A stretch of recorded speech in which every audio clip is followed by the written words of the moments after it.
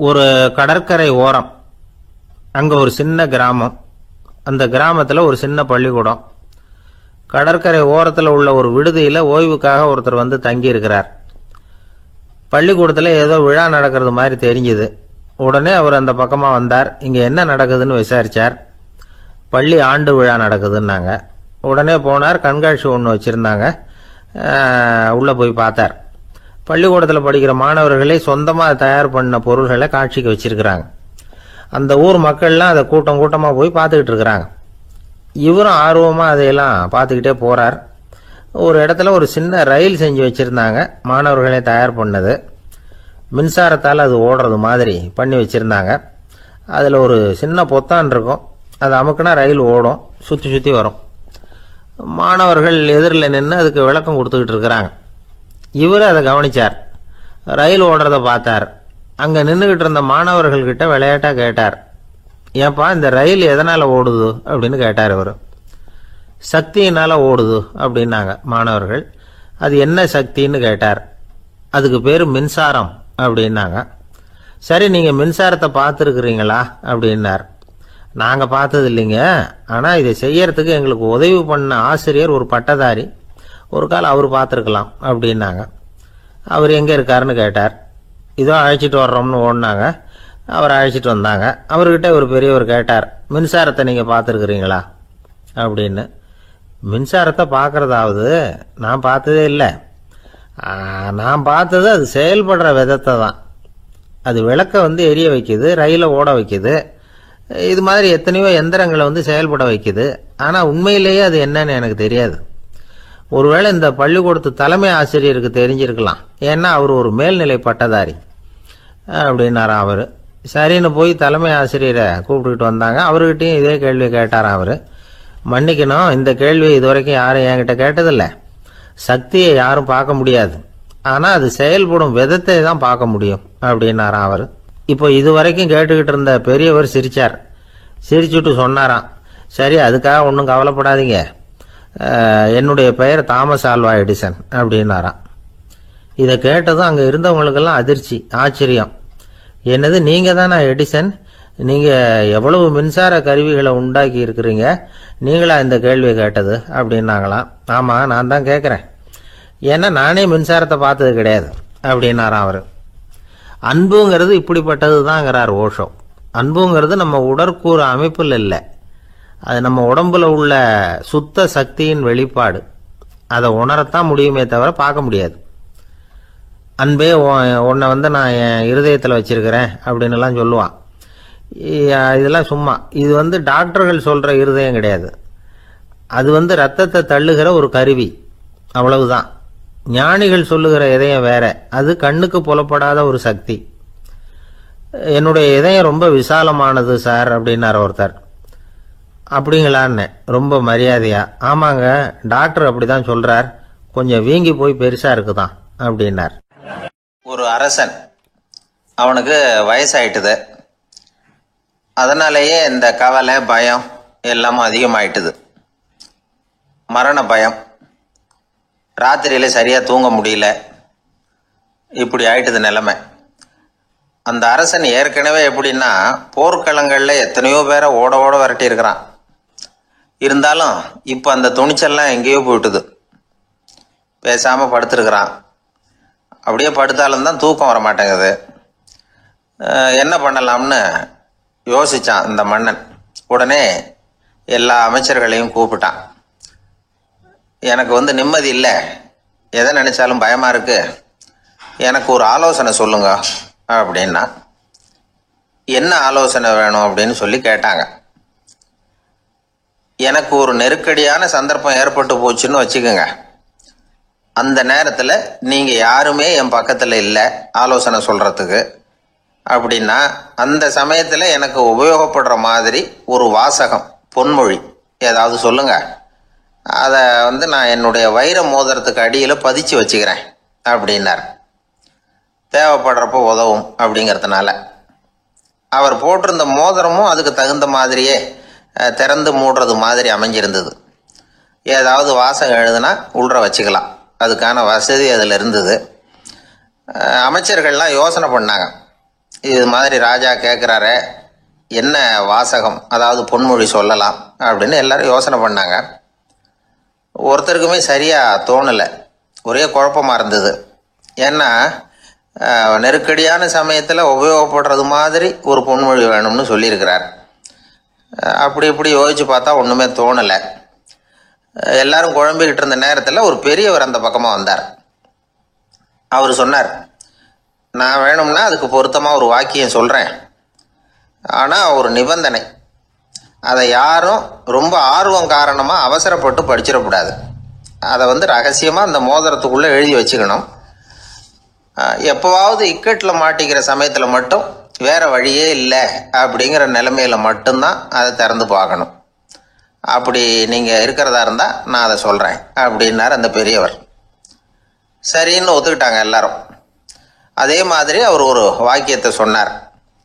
அவர் சொன்ன வாக்கியத்தை ரகசியமாக மோதிரத்துக்குள்ளே பதிச்சு மூடியாச்சு. ராஜா அதை விரலில் மாட்டிக்கிட்டார். கொஞ்ச நாள் ஆச்சு. அந்த ராஜாவுக்கு ஒரு சோதனை வந்தது. என்ன சோதனைன்னா, அடுத்த நாட்டு மன்னன் படையெடுத்துக்கிட்டு வந்துட்டான். அவன் இவர்கிட்ட ஏற்கனவே தோற்று போனவன், ஒரு வெறியில் வந்திருக்கிறான். தோற்று போனவன் மறுபடியும் சண்டைக்கு வந்தால் எப்படி வருவானோ அப்படி வர்றான். ஒரு வெறியில் வந்தால் ஜெயிச்சுட்டான். என்னாச்சு, இவரோட நிலைமைன்னா நாட்டை இழந்துட்டார், எல்லாத்தையும் இழந்துட்டார்.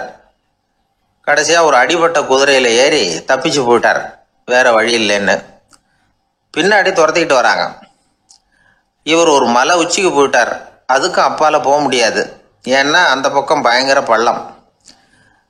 உல்லாச பயணிகள் கண்டு கழிக்கிற இடம் அது. ஆனால் இவருக்கு அது சாவு பயணத்தின் வாசல், திரும்பவும் முடியாது. அவ்வளவு குறுகிய பாதை அது, வேற வழியே இல்லை. இந்த நேரம் சூரிய ஒளி மோதிரத்தில் பட்டு மின்னிச்சு. உடனே இவருக்கு ஞாபகம் வந்தது. மோதிரத்தை திறந்து படிக்கிறார். அதில் இருந்த வாசகம், இந்த நிலையும் மாறிவிடும், this too will pass away. அவருக்கு ஒரு தைரியம் வந்தது. பின்னாடி வந்தவங்களும் திசை மாறி வேற எங்கேயோ தேடி போயிட்டாங்க. அவங்க விரட்டிக்கிட்டு வரலன்னா இவ்வளவு அழகான ஒரு இடம் இருக்கிறதே எனக்கு தெரியாமல் போயிருக்குமேன்னு நினைச்சார். இவ்வளவு அழகை ரசிக்கிறதுக்காக ஒரு நாட்டையே கூட இழக்கலாம்னு தோணுச்சு அவருக்கு. அமைதியாக அந்த அழகை ரசித்தார். எதிரிகள்லாம் எங்கேயோ போயிட்டாங்க. மன்னர் நாடு திரும்பினார். மறுபடியும் படைகளை திரட்டினார். கொஞ்ச நாளில் படை எடுத்துக்கிட்டு போனார். யாருக்கிட்ட தோற்று போனாரோ அவரையே வெற்றி கண்டு திரும்பி வர்றார். வரவேற்பு விழா பிரமாவப்படுது. ஆடல் பாடல் கோலாகலம். இதை பார்த்ததும் அந்த ராஜாவுக்கு தலைகால புரியல. நம்மளை இனிமே யாராலையும் ஜெயிக்க முடியாதுன்னு நினைச்சார். அகம்பாவம் லேசாக எட்டி பார்த்தது. இப்போ மறுபடியும் சூரிய ஒளிப்பட்டு மோதிரம் மின்னிச்சு. அதை திறந்து மறுபடியும் படிக்கிறார். இந்த நிலைமையும் மாறிவிடும், திஸ் டூ வில் பாஸ் அவே.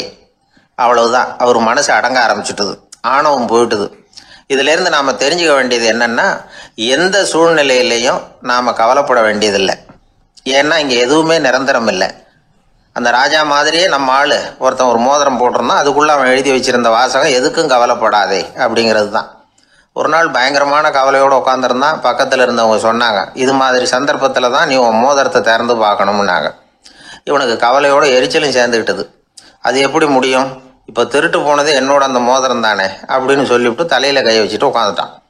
இப்படிலாம் சொல்கிறது உண்டு. இருந்தாலும் நாம் எந்த சூழ்நிலையிலையும் கவலைப்பட வேண்டியதில்லை அப்படிங்கிற உண்மையை புரிஞ்சுக்கணும். அப்படி கவலையை வெல்றதுக்கான வழி தெரிஞ்சுட்டதுன்னா வாழ்க்கையில் வெற்றி நிச்சயம். இந்த உலகத்தில் எத்தனை வகையான மனிதர்கள் இருக்கிறாங்க, ஒவ்வொரு மனிதனுமே ஒவ்வொரு வகை அப்படிங்கிறாங்க விஞ்ஞானிகள்.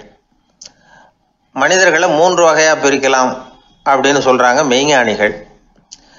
இவங்களை பற்றிலாம் ஏற்கனவே நாம் பேசியிருக்கிறோம். இப்போ டாக்டர் எட்வர்டு பேட்ச் அப்படிங்கிற நிபுணர் என்ன சொல்கிறார் தெரியுமா? மனிதர்களை 7 வகையாக பிரிக்கலாம்ங்கிறார். மனிதர்களின் மனநிலை அடிப்படையில் அவங்கள 7 விதமாக வகைப்படுத்துகிறார் அவர். சரி, அது என்ன 7 வகை? முதல் வகை என்னன்னா, பயந்த குணம் உள்ளவங்க. சார் ரொம்ப பயந்த சுபாவம், வீட்டில் கூட வாயே திறக்க மாட்டார், சாப்பிட போகிறப்ப மட்டும்தான் கொஞ்சம் வாயை திறப்பார், அப்புறம் மூடிக்குவார் அப்படின்னு சில பேரை பற்றி நாம் பேசிக்கிறது உண்டு. இவங்கெல்லாம் இந்த வகை, அதாவது பயந்த குணம் உள்ளவர்கள் அப்படிங்கிற முதல் வகை. சரி, 2வது வகை என்னன்னா, சஞ்சலப்படுகிறவர்கள். எதுக்கு எடுத்தாலும் கலக்கம், குழப்பம், இப்படியே காலம் தள்ளிட்டு இருப்பாங்க. பல பேர் பார்த்துருப்பீங்க. அவங்கெல்லாம் இந்த வகை. 3வது வகை என்னன்னா, யதார்த்த உலகை மறந்து கற்பனை உலகத்திலேயே மிதக்கிறவங்க. இளைஞர்கள், கவிஞர்கள், இப்படி பல பேர் இருக்கிறாங்க. எப்போ பார்த்தாலும் கற்பனை உலகத்திலேயே மிதந்துக்கிட்டு இருப்பாங்க. கிட்டத்தில் போய் என்னங்க ஒரு மாதிரியாக இருக்கிறீங்க அப்படின்னு கேட்டு பாருங்கள். அவங்களெல்லாம் ஏதோ ஒரு அற்ப புழுவை பார்க்குறது மாதிரி அவங்கள பார்ப்பாங்க. அதுவும் அந்த வானத்து நிலாவை பாருங்கள், அது என்னை வா வான்னு கூப்பிடுது, எனக்கு சீக்கிரத்தில் ஒரு நாள் சிறகுகள் முளைக்கும், சிறகடித்து வானத்தில் பறந்து போவேன், அந்த செல்ல நிலாவை கொஞ்சிவிட்டு வருவேன், இப்படிலாம் பேசிகிட்டு இருப்பாங்க. கொஞ்சிறது அப்புறம் இருக்கட்டும், இப்போ கஞ்சிக்கு வழியே பாருப்பா அப்படின்னா அதை காதில் வாங்க மாட்டாங்க. நாம் ஏதோ இந்த உலகத்தை அனுபவிக்க தெரியாதவர்கள் மாதிரி நம்மளை அவங்க கவனிப்பாங்க. இப்படி ஒரு ரகம்.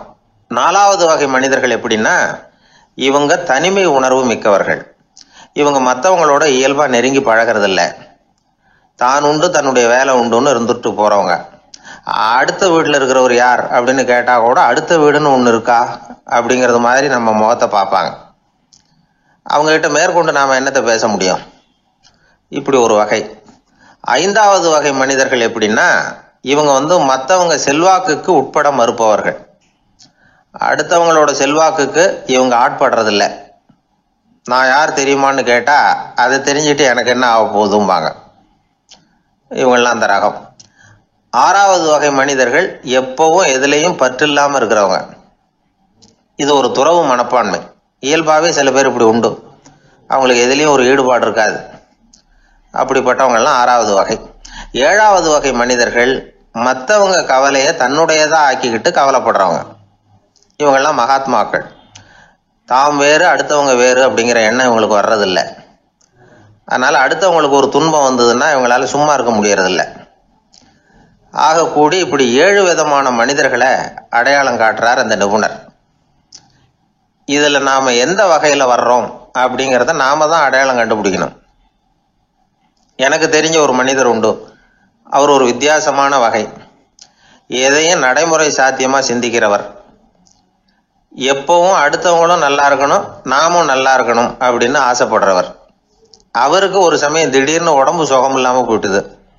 டாக்டர்கிட்ட போனார், பணம் கொடுத்தார், வைத்தியம் பார்த்துக்கிட்டார். அவர் எழுதி கொடுத்த மருந்து சீட்டை வாங்கினார். ஒரு மருந்து கடைக்கு போனார், பணம் கொடுத்தார், மருந்து வாங்கினார். அதை எடுத்துகிட்டு வீட்டுக்கு வந்தார். அதுக்கப்புறம் அந்த மருந்து அவர் சாப்பிடணும்ல, சாப்பிடவே இல்லை, அப்படியே சும்மா வச்சுட்டார். அவரை பார்த்து கேட்டேன், ஏன் சார் இப்படி பண்ணுறீங்க, வீண் செலவு தானே இது, நீங்கள் ஏன் டாக்டர்கிட்ட போய் பணம் செலவு பண்ணினீங்கன்னு கேட்டேன். அவர் சொன்னார், டாக்டர் வாழணும் இல்லையா, அதனால தான் அப்படின்னார். சரி, அப்புறம் ஏன் மருந்து வாங்கினீங்க அப்படின்னு கேட்டேன். மருந்து கடைக்காரர் வாழணும் இல்லையா, அதனால தான் அப்படின்னார். சரி, அப்புறம் ஏன் வாங்கின மருந்து சாப்பிடாம வச்சுட்டீங்க அப்படின்னதுக்கு, நான் வாழணும் இல்லையா அதனால தான் அப்படின்னார். இவர் வாழ்க்கையை புரிஞ்சுக்கிட்டவர். இப்படி வாழ்க்கையை புரிந்து கொண்டு வாழ தெரிஞ்சுக்கணும். எந்த வகை மனிதர் நாம் அப்படிங்கிறத புரிஞ்சுக்கிட்டு வாழ்ந்தோம்னா வாழ்க்கையில் வெற்றி நிச்சயம். குடும்பத்தில் ஒருத்தர் அனுசரிப்பு தன்மைங்கிறது ரொம்ப அவசியம். கணவன் மனைவின்னா அனுசரித்து போகணும்னு சொல்லுவாங்க. அதாவது ஒரு கணவன் அதுக்காக தான் அந்த காலத்துலலாம் ஒரு வீட்டுக்கு மாப்பிள்ளை தேடுறதுங்கிறது ஒரு பெரிய குடும்பத்தை நிர்வகிக்கிற அளவுக்கு ஒரு கணவனாக வரக்கூடிய எப்படி இருக்கணும் அப்படின்னா, அந்த காலத்தில் புலி வேட்டைக்கு போகணும். ஒரு பொண்ணுக்கு மாப்பிள்ளை தேடுறதுன்னா நம்ம தமிழ் பழக்கம் என்னென்னா, காட்டுக்கு போய் ஒரு புலியை வேட்டையாடிட்டு வரணும். அந்த புலி பல்லு அல்லது நகத்தை கொண்டுட்டு வரணும் அந்த இளைஞன். அதை வீட்டில் கொடுப்பான். அதை தான் கட்டி அதை இதாக கட்டுவாங்க, மாலையாக போடுவாங்க, தாலியாக கட்டுவாங்க. அதாவது வீரம் இருக்கா பையனுக்குன்னு பார்ப்பாங்க. ஒரு பொண்ணு வேணும்னா நீ முதல்ல வீட்டுக்கு பொண்ணு கேட்க போகக்கூடாது, காட்டுக்கு போகணும், போய் புளியை கொண்டு வா, அதுக்கப்புறம் தான் உனக்கு பொண்ணு அப்படின்னு சொல்லுவாங்க. இப்போவெல்லாம் ஏன் போகிறது இல்லைன்னா, இப்போலாம் ஒருத்தனை காட்டுக்கு போய் புலிப்பல் கொண்டு வான்னா புலி தான் மாப்பிள்ளையாக வரும். அதனால தான் இப்போ போகிறதில்ல யாரும் காட்டுக்கு. அப்போ பெண்களும் ரொம்ப வீரமாக இருந்தாங்க. பெண்கள் மூலம் அந்த காலத்தில் எப்படின்னா, முறத்தாலேயே புலியை துரத்துவாங்களாம். நம்ம பழைய பாட்டிலெல்லாம் பார்த்துருப்பீங்க. முறத்தால் புலியை விரட்டினாங்கன்னு வரும் பழைய பாட்டை. அந்த அளவுக்கு பெண்களுக்கு வீரம். இப்போ கல்யாணம் ஆகி இந்த காலத்தில் ஒரு கணவனை விரட்டிட்டு வந்தாங்களாம் முறத்தை எடுத்துக்கிட்டு. ஒரு மனைவி அவன் பயந்துட்டு வெளில ஓடி வரான். பின்னாடி முறத்தை எடுத்துகிட்டு அந்த அம்மா ஓடி வருது. இவனை தனியாக பிடிச்சி கொண்டு போய், என்னப்பா இந்த மனைவிட்டு இப்படி பயந்து ஓடி வரையே, முறத்தால் துரத்துறா இப்படி வரையே அப்படின்னு தான் அவன் அப்படியே தடுமாறிக்கிட்டு, அதெல்லாம் ஒன்றும் இல்லை, அவன் என்ன புலியாக நினைக்கிறா அப்படின்னு ஒரு பெருமையாக சொல்லிட்டானான். அந்த காலத்தில் புலியை தான் முறத்தால் விரட்டினாங்க, இப்போ புருஷனை விரட்டுறாங்க அப்படின்னு சொல்லி. அப்படி அந்த காலத்தில் கணவனுக்கு ஒரு குடும்பத்தை நிர்வகிக்கிற திறமை இருக்கா, உடல் வலிமை தான் முக்கியம். இப்போ கூட மதுரை பக்கத்தில் ஐயாவுக்கு தெரியும், அந்த இளவட்டக்கல்லுன்னு ஒரு ஊருக்கு ஊர் எல்லையில் கிடக்கும். ஊர் எல்லையில் ஒரு பெரிய கல் கிடக்கும். அந்த அந்த ஊருக்கு பொண்ணு கேட்க போகிறவங்க அந்த கல்லை தலைக்கு மேலே தூக்கி காட்டணும். அப்படியே தூக்கி தலைக்கு மேலே வசதி கீழே போடணும். அந்த வலு இருந்தால் தான் நீங்கள் அந்த ஊருக்குள்ளேயே போகலாம், பொண்ணு கேட்கறதுக்கு போகலாம். இல்லைன்னா நீ திரும்பி போக வேண்டியதான். அந்த வலிமை இருக்கா மாப்பிள்ளைன்னு பார்க்குறாங்க. இளவட்ட கல்லுன்னு பேர். அப்போ என்ன பண்ணாங்கன்னா, ஒரு 1000 வருஷத்துக்கு முன்னாடி அந்த கல்லை தலைக்கு மேலே தூக்கி கீழே போடுவாங்களாம். ஒரு 500 வருஷத்துக்கு முன்னாடி அப்படி கொஞ்சம் தூரம் இடுப்பு அளவுக்கு தூக்கி கீழே போட்டுக்கிட்டு இருந்துருக்குறாங்க. அதுக்கப்புறம் ஒரு 100 வருஷத்துக்கு முன்னாடியெல்லாம் அப்படி முழங்கால அளவுக்கு அப்படி தூக்கி போட்டால் போகிறோம்னு வச்சுருந்தாங்களாம். இப்போ நான் அந்த ஊருக்கு என் கூட பழனிசாமின்னு ஒருத்தர் இருக்கார். அவர் போய், உனக்கு எப்படிப்பா இந்த ஊரில் கல்யாணம் ஆச்சு அப்படின்னா, இப்போலாம் நாங்கள் தொட்டு கும்பிட்டா போகிறோம், அதை அசைக்கிறது கூட இல்லை. அப்படி ஆகிட்டுது. ஒரு குடும்பத்தை கணவனாக வரப்போகிறவனுக்கான தகுதி அந்த காலத்தில் அப்படி இருந்துதான். அப்படி கணவன் தேர்ந்தெடுக்கிறது, குடும்ப தலைவனை தேர்ந்தெடுக்கிறது ஒரு பெரிய காரியம். ஒரு பெரிய செல்வந்தர் போட்டி வச்சாராம். ஒரு நீச்சல் குளம், அதில் யார் வேணாலும் குதித்து அந்த பக்கம் போய் கரையேறலாம். அந்த நீச்சல் குளத்தில் விஷப்பாம்புலாம் கிடக்கு. யார் துணிஞ்சி அந்த விஷப்பாம்பு இருக்கிற குளத்தில் குதித்து அந்த பக்கம் போய் கரையேறானோ அவனுக்கு ஒரு 100 ஏக்கர் நிலம் கொடுப்பேன். அது வேண்டான்னா ஒரு 1000 ஆடு கொடுப்பேன். அதுவும் வேண்டான்னா என் பொண்ணை கொடுப்பேன் அப்படின்னு போட்டி வச்சார். அதான் மாப்பிள்ளையை தேர்ந்தெடுக்கிறதுக்கு அவர் ஒரு வழி. நீச்சல் குளத்தில் குதிச்சு கரையேறணும். இப்போ அந்த ஊரில் இருக்கிற இளைஞர்கள்லாம் பார்க்குறாங்க அந்த குளத்தில் குதிக்கணும்னு. ஆனால் குளத்தில் ஒரு விஷப்பாம்புலாம் கிடக்கு. இது என்ன பண்ணுறதுன்னு பார்த்தா யாருமே குதிக்கிறதுக்கு தைரியம் வரல. திடீர்னு ஒருத்தன் துணிஞ்சு குதித்தான். படப்படப்படன்னு அடிச்சுட்டு போய் அந்த பக்கம் கரையேறிட்டான். கரையேறின உடனே பரவாயில்லையே ஒரு ஆள் வந்துட்டான்னு சொல்லி அவனை அந்த இளைஞனை போய் பிடிச்சிட்டு வந்தாங்க. அந்த பெரியவர் கேட்டார், ஏப்பா இவ்வளவு பெரிய விஷப்பாம்பெல்லாம் கிடக்கிற நீச்சல் குளத்தில் நீ துணிஞ்சு குதித்து கரையேறி இருக்கிற, உனக்கு என்ன 1000 ஏக்கர் நிலம் கொடுத்துறவா, 100 ஏக்கர் நிலம் கொடுக்கவா சொல்கிறப்படி அப்படின்னா, வேண்டாம் சார்ன்றான். ஓஹோ அப்படின்னா ஒரு 1000 ஆடு வேணுமா உனக்கு அப்படின்னா, அதுவும் வேண்டாம் சார். ஓ அப்படின்னா என் பொண்ணு வேணுமா அப்படின்னா, அதுவும் வேண்டாம் சாருங்கிறான். அப்புறம் எதுக்குடா குதிச்சுன்ட்டு, என்ன உனக்கு என்ன தான் வேணும் அப்படின்னு கேட்டிருக்காரு. என்னை எவன் பிடிச்சி தள்ளி விட்டவன்னு தெரியணும் அப்படின்றான். அதுக்காக அவன் பார்த்துருக்கான். அப்படி இருந்தால் தான் துணிச்சல் வரும் இந்த காலத்தில். எதுக்கு இவ்வளவு சங்கடம்லாம் வச்சாங்கன்னா, ஒரு குடும்பத்துக்கு தலைவராக வர வேண்டிய ஒரு ஆள், கணவனாக இருக்க வேண்டியவனுக்கு துணிச்சல் இருக்கா, தைரியம் இருக்கா அப்படிங்கிறது பார்க்கறதுக்காக இப்படிப்பட்ட தேர்வு முறைகள்லாம் வச்சுருந்தாங்க அந்த காலத்துலலாம். இப்போலாம் கல்யாணம் பண்ணுறது ஆளுக்கு நேரில் பார்க்காமலே கூட கல்யாணம் நடக்குது இன்டர்நெட்டில். இப்போ சர்டிஃபிகேட் கேட்குறாங்க, நோய் நொடி இல்லாமல் இருக்காரா பார். காட்டுக்கெலாம் போக வேண்டாம், நேராக ஆஸ்பத்திரிக்கு போய் ஒரு சர்டிஃபிகேட் வாங்கிட்டு வா, உனக்கு ஒன்றும் வியாதி இல்லைன்னு ப்ரூவ் பண்ணு, அதுக்கப்புறம் பார்த்துக்கலாம், மற்றதை பேசுவோம் அப்படின்னு சொல்லி அப்படி இருக்குது நிலைமை. அதனால் குடும்பத்தில் அந்த கணவனாக இருக்கிற வேண்டியவனுக்கு பொறுப்பு அதிகம். ஏன்னா எல்லாத்தையும் அனுசரித்து போக வேண்டியதாக வந்தான். ராமகிருஷ்ணர் வாழ்ந்த காலத்தில் நடந்த ஒரு நிகழ்ச்சி இது. அப்போது ஒரு ஓவியர் இருந்தாராம்.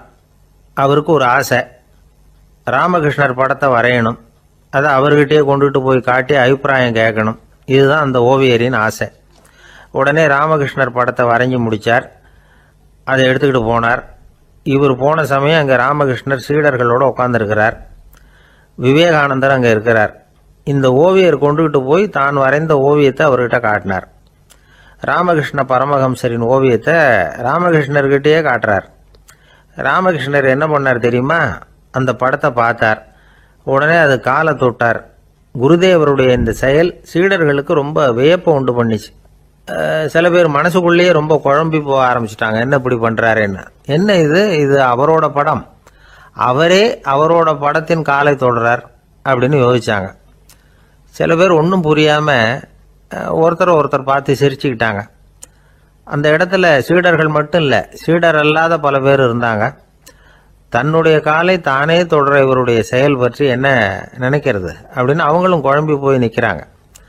அந்த படத்தை வரைஞ்சி அவர்கிட்ட காட்டின அந்த ஓவியருக்கும் அதிர்ச்சி. இருந்தாலும் அவர் சீடர் கிடையாது. அதனால் கொஞ்சம் துணிச்சலை வர வச்சுக்கிட்டு கேட்டார், என்னங்க இது, என்னால் என்னுடைய கண்களையே நம்ப முடியல, இது உங்கள் சொந்த உருவப்படம், நீங்கள் உங்கள் சொந்த கால்களையே தொடுறீங்க, இது எங்களுக்கு கொஞ்சம் சங்கடமாக இருக்குதே அப்படின்னார். ராமகிருஷ்ணரின் கண்களில் ஆனந்த கண்ணீர் வழிஞ்சுதான். அவர் சொன்னாராம், இது என்னோட படம்ங்கிறது எனக்கு தெரியும், ஆனால் இது என்னோட படம்ங்கிறதுனால நான் இதோட காலை தொடலை. நீ என்னுடைய சமாதி நிலையை இந்த படத்தில் படம் பிடிச்சி காட்டியிருக்கிற, அதனால் அதோட காலை தொடறேன். சமாதி நிலையில் யார் இருந்தாலும், அது என்னுடைய படமாக இருந்தாலும் சரி அல்லது வேற யாருடைய படமாக இருந்தாலும் சரி, படம் யாருதுங்கிறது முக்கியம் இல்லை. இதில் எது முக்கியம்னா அது தன்னை உணர்ந்த ஒரு உணர்நிலையின் படம். அப்படி இருக்கிறப்போ அதோட காலை நான் தொடணும். அதுக்கு நீங்கள் எல்லாரும் ஏன் சங்கடப்படுறீங்கன்னு எனக்கு தெரியல அப்படின்னாராம். இப்போ தான் அங்கே இருந்த சீடர்களுக்கும் மற்றவங்களுக்கும் விவரம் புரிஞ்சுதான். இதுக்கு முன்னாடி யாரும் செய்யாததை இவர் செஞ்சிருக்கிறார், ஆனால் அவருடைய காரணம் ரொம்ப நியாயமானது அப்படிங்கிறத உணர்ந்தாங்களாம். இதுவரைக்கும் ஆன்மீகத்தில் சமாதி நிலை, அதாவது தன்னை உணர்ந்த நிலை பற்றி புரிஞ்சுக்கிட்டோம். இல்லறத்தில் ஏற்படக்கூடிய சமாதி நிலை பற்றி உங்களுக்கு தெரியுமா? ஒரு அம்மா டாக்டர்கிட்ட வந்து சொன்னாங்களாம், டாக்டர், என் வீட்டுக்காரருக்கு உடம்புல ஏதோ கோளாறுன்னு நினைக்கிறேன். நான் எவ்வளவு நேரம் பேசினாலும் காதில் விழாத மாதிரி உட்கார்ந்துருக்கிறார் அப்படின்னு ஆகலாம். அதுக்கு அந்த டாக்டர் சொன்னாராம், அம்மா, அது உடம்பு கோளாறு இல்லை, அது ஒரு பெரிய திறமை அப்படின்னாராம். கடற்கரை ஓரமாக ஒரு பெரியவர் கையால் மணலை கீறிக்கிட்டே உட்காந்துருக்கிறார். என்னத்தையும் தேடிட்டு இருக்கிறது மாதிரி தெரிஞ்சுது. மெதுவா கிட்டத்தில் போய் என்னத்தை தேடிட்டு இருக்கிறீங்க அப்படின்னு கேட்டோம். அவரு சாவகாசமா நிமிந்து பார்த்து நிம்மதியை தேடிட்டு இருக்கிறேன்னார். நாங்கள் ஒரு மாதிரி ஆயிட்டோம். இருந்தாலும் சமாளிச்சுக்கிட்டு, சார், மணல்ல வந்து கிழிஞ்சல் தான் கிடைக்கும், நிம்மதி கிடைக்காது அப்படின்னோம். சரி, இன்னைக்கு வசமா நம்ம கிட்ட ஒரு ஆள் மாட்டிக்கிட்டார் அப்படின்னு நினைச்சு அவர் பக்கமா போய் உட்காந்துக்கிட்டு கதை சொல்ல ஆரம்பிச்சிட்டோம். ஒரு பெரிய மன்னர் இருந்தார். அவருக்கு எல்லா வசதியும் இருந்தது. இருந்தாலும் ஒரே ஒரு குறை. அது என்னன்னா நிம்மதி இல்லைங்கிற குறை. அரண்மனையில தினமும் கலை நிகழ்ச்சி, நாட்டியம் எல்லாம் நடந்துகிட்டு தான் இருந்தது. இருந்தாலும் நிம்மதி இல்லை. சரி, நிம்மதி எங்க கிடைக்கும் அப்படின்னு தேட ஆரம்பிச்சார். உடனே அதுக்கான முயற்சிகள்ல தீவிரமா இறங்கினார். நாட்டில் உள்ள தத்துவ மேதைகளை எல்லாம் கூப்பிட்டுட்டு வர சொன்னார். எல்லாரும் வந்து சேர்ந்தாங்க. அவங்கள பார்த்து நிம்மதி எங்க இருக்குது அப்படின்னு விசாரிச்சார். அவங்களுக்கு அது தெரிஞ்சா ஏன் இப்படி ராஜா முன்னாடி வந்து நின்றுட்டு இருக்க போறாங்க? ராஜாவோட கேள்விக்கு ஒவ்வொருத்தரும் ஒவ்வொரு மாதிரி விளக்கம் கொடுக்க ஆரம்பிச்சிட்டாங்க. எந்த பதிலும் ராஜாவுக்கு திருப்தி அளிக்கக்கூடிய அளவுக்கு இல்லை. சரி, போயிட்டு வாங்கன்னு சொல்லி அவங்கள எல்லாம் அனுப்பி வச்சுட்டார். ஒரு நாள் அவர் மாளிகையில உப்பருகையில நின்றுட்டு இருக்கிறார். அந்த சமயத்துல தெருவில் ஒரு பிச்சைக்காரன் ரொம்ப உல்லாசமா பாட்டு பாடிக்கிட்டே போயிட்டு இருக்கிறான். குரல்ல ஒரு சந்தோஷம், நடையில ஒரு மிடுக்கு. அவன்கிட்ட கொஞ்சம் கூட கவலை இருக்கிறதா தெரியல. உடனே ராஜா அதை பார்த்தார். ஏவலாளிகளை வந்து கைதட்டி கூப்பிட்டார். உடனே ஓடி போய் அந்த பிச்சைக்காரனை இங்க அழைச்சிட்டு வாங்கன்னு உத்தரவு போட்டார். இவங்க உடனே ஓடி போய் அவனை கூப்பிட்டாங்க. அரண்மனைக்கு வாழ்ந்தாங்க. அவன் வரல. அரண்மனைக்குள்ள அடி எடுத்து வைக்க மாட்டேன்னு சொல்லிவிட்டான். ராஜா கிட்ட வந்து விஷயத்தை சொன்னாங்க. அவருக்கு ரொம்ப ஆச்சரியம், இப்படி ஒரு ஆள் இருக்கிறானா அப்படின்னு. சரி, அவன் என்னதான் சொல்றான் அப்படின்னு விசாரிச்சார். இவங்க மறுபடியும் தெருவுக்கு போய் கேட்டாங்க. என்ன பார்க்கணும்னா ராஜா விருப்பப்பட்டாருன்னா அவரை வேணும்னா இங்க வர சொல்லுங்க அப்படின்னு சொல்லிவிட்டான். அதை வந்து ராஜா கிட்ட சொன்னாங்க. அவருக்கு கோபம் வரல. இவ்வளவு சுதந்திர உணர்வோடு இருக்கிறவன் சாதாரண ஆளா இருக்க முடியாது அப்படின்னு நினைச்சார். உடனே கிடுகிடுன்னு இறங்கி தெருவுக்கு வந்தார். பிச்சைக்காரங்கிட்ட போனார். நீ கவலைப்படாம சந்தோஷமா பாடிக்கிட்டு போறியே, அது எப்படி முடியுது உன்னால அப்படின்னு கேட்டார். ஏன் அப்படி கேக்குறீங்கன்னா, அவன் அதுக்கு இல்ல, எனக்கு அரண்மனையில எவ்வளவோ சுகபோகங்கள்லாம் இருக்கு, இருந்தாலும் நிம்மதி இல்லை. இது ஏன்னு எனக்கு தெரியல. இந்த தேசத்துல உள்ள அறிஞர்களை எல்லாம் கூப்பிட்டு கேட்டு பார்த்துட்டேன், அவங்களுக்கும் தெரியல. உன்னை கேட்டா தெரியும்னு நினைச்சேன், அதனாலதான் சந்திக்கிறதுக்கு ஆசைப்பட்டேன். ஆனா நீ வரமாட்டேன்னு விட்டியே அப்படின்னார். பிச்சைக்காரன் கடகடன்னு சிரிக்க ஆரம்பிச்சுட்டான். மகிழ்ச்சிக்கும் உங்களுக்கும் தடையா இருக்கிறது இந்த மாளிகை தான். இதை விட்டுட்டு வெளியில வந்துட்டா நிம்மதி தேடிட்டு வந்துரும்னா. நான் அரசன், எனக்குன்னு கடமைகள் இருக்கு, அதையெல்லாம் விட்டுட்டு எப்படி வர முடியும்னார் ராஜா. ரெண்டும் ஒரே நேரத்துல கிடைக்கணுங்கிறது முடியாத காரியம். உங்க சுகபோகத்துக்கு விலையாதான் உங்க நிம்மதியை கொடுத்துக்கிட்டு இருக்கிறீங்க. என்ன பாருங்க, என்கிட்ட எதுவும் இல்லை, அதனால எதுவும் போயிடுமோங்கிற பயமும் இல்லை, நிம்மதியா இருக்கிறேன் அப்படின்னா அவன்.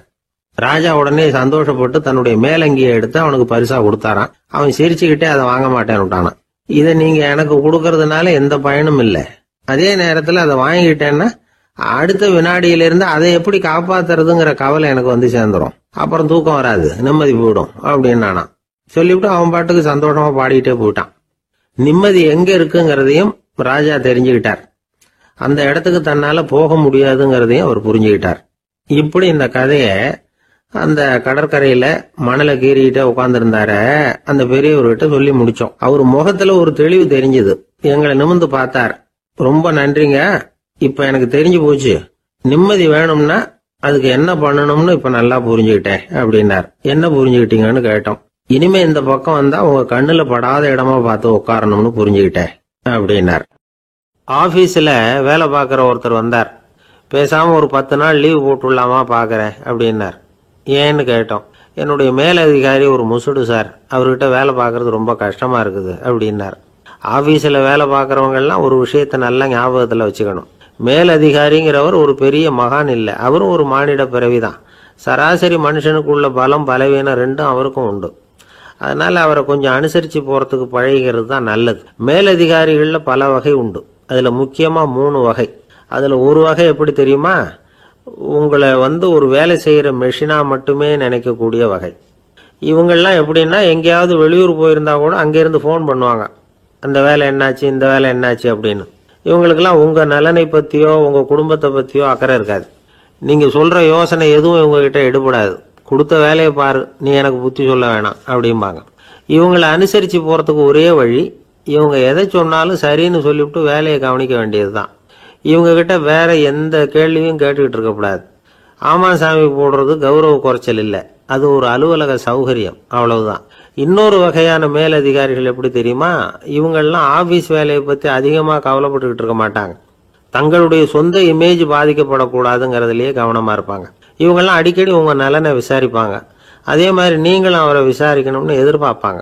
இந்த ரக அதிகாரிகளுக்கெல்லாம் புது வருட வாழ்த்து அனுப்பலாம், பிறந்த நாள் வாழ்த்து அனுப்பலாம். அவருக்கு எங்கேயாவது ஒரு பாராட்டு விழா நடந்தா முதல் வரிசையில போய் உட்காந்து உங்க முகத்தை காட்டலாம்.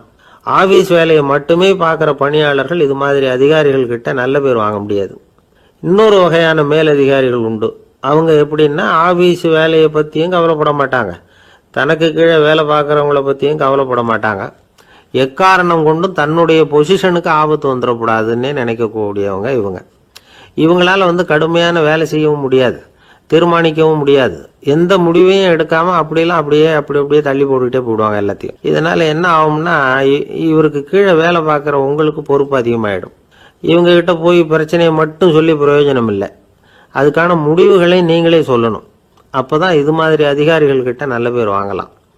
அட்லீஸ்ட் கெட்ட பேர் வாங்காமலாவது காலம் தள்ளலாம்.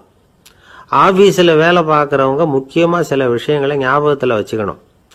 ஆபீஸில் நடக்கிற நல்லது கெட்டது எதுவாக இருந்தாலும் உடனடியாக மேலதிகாரி கிட்ட தெரிவிக்கிறது நல்லது. 3வது மனிதர் மூலமா அதை அவர் தெரிஞ்சுக்கிறது அவ்வளவு நல்லதில்லை. எந்த மேல் அதிகாரியுமே தான் இந்த சர்பாஸ் செய்யப்படுறத விரும்புறதில்லை. அதனால அவருக்கு தெரியாம மேலிடத்துக்கு மணி எழுதி போடக்கூடாது. அப்படி எழுதி போடுறவங்க சில பேர் இருக்கிறாங்க.